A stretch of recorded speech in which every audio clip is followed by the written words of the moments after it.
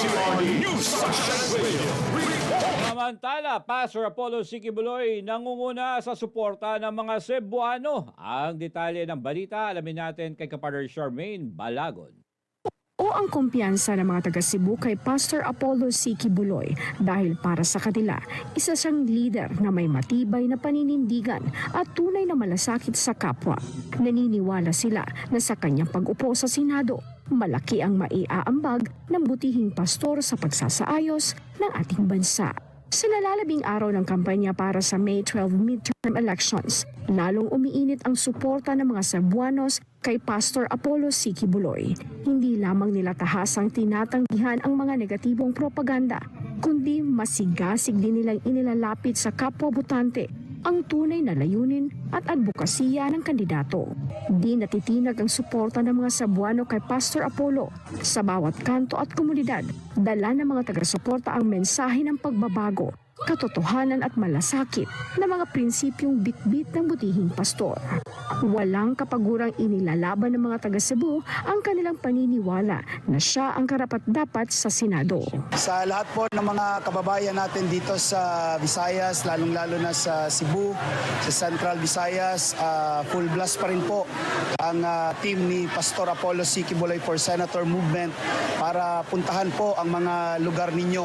Hanggang 8 po ng buwan ng Mayo ay patuloy po kaming pupunta sa mga barangay ninyo upang ipaabot ang lahat ng programa ni Pastor Kibuloy at gayon din ang lahat ng layunin ng buong PDP Laban Senatoriables. At hanggat may oras, hanggat may araw para sa campaign period nitong midterm election, hindi kami hinto na pupunta at bibisitahin kayo sa inyong mga lugar.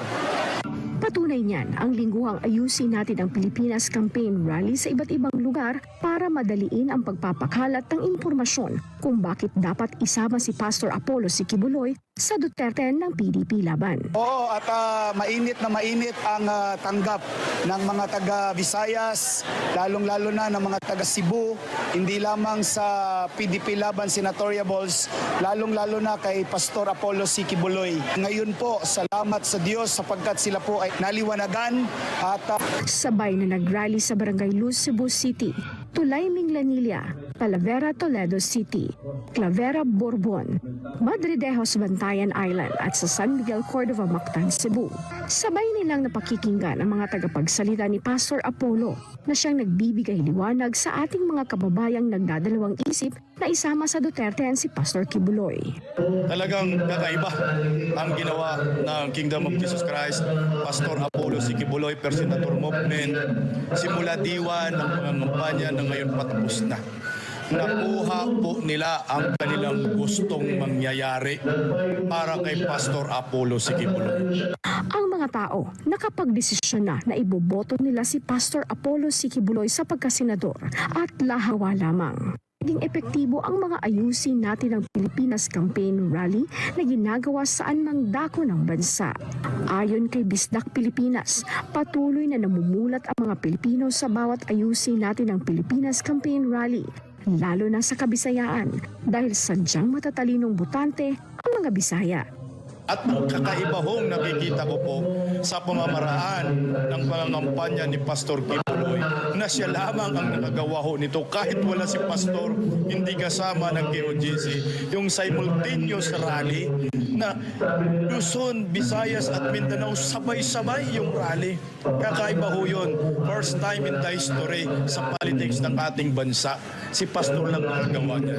At yung energy ng KOJC, Pastor Kibuloy for Senator Movement, lalong pataas ng pataas, hindi napapagod, hindi ko nga ho alam kung saan sila humugot ng lakas. Kakaiba ho ang paninindigan, prinsipyo ng lahat ng supporters ni Pastor Kibuloy. Basta ang nakikita ko, napura lahat ng negative impression labang kay Pastor Kibuloy dahil sa mga rally na ginagawa ho ng KOJC.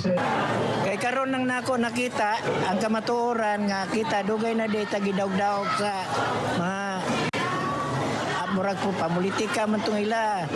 Nya kining mga nagtarong giagi nilag daya ba. Nganong gipakulong man nga illegal. Ana. Por iso karon sigon sa unang mga speaker ganina, isakto tong ilaha kay kinanglan mubalos na ta. Mubangon na ta sa kamatuoran. Dili kay matulog lang ta, sila lang maghari. Kaya panahon na karon ba? Ang mga dinaog-daog musukol na. Si Aling Leonisa, number 1 senator niya si Pastor Kibuloy dahil sa nauunawaan niya ang sinapit nito sa kamay ng mga umuusig sa kanya at sa KOJC. Hindi na namo kalimutan si Kibuloy. Number 1 na namo si Kibuloy. Ikaduha si Bongo. Si Bongo dayon si Bato de la Rosa Basa Street na namo nabutaran ang mga Team Duterte. Hinindot siya. Kay ako usadjud ko sa Christian nga natabangan. Ang iya hapod mura sad na napil sad nako nga parehas gani sa among pastor nga maayo kayo ba. Nindot sad siya pamagi kay ang mga bata usasan niya gitabangan. Usasad ko nalipay bitaw kay napil nako nga ingana sad ang akong apo nga natabangan sa among pastor murag napil sad nako nga maayo jud si Pastor Kibuloy. Dili jud ko kalimot bahala na. Kay parehas na sa among pastor. Kaya sa Shalom parehas na namo nga mga Christian di na namo kalimtan jud si Pastor Kibuloy. Number 1 jud na namo sa among dugaan. Tulad ng dating Pangulong Rodrigo Duterte, pareho sila ni Pastor Kibuloy na pinaglalaban ang kanilang karapatan, ngunit hindi maikakaila na ang taong bayan na ngayon ang nagtatanggol kina PRRD at Pastor Kibuloy.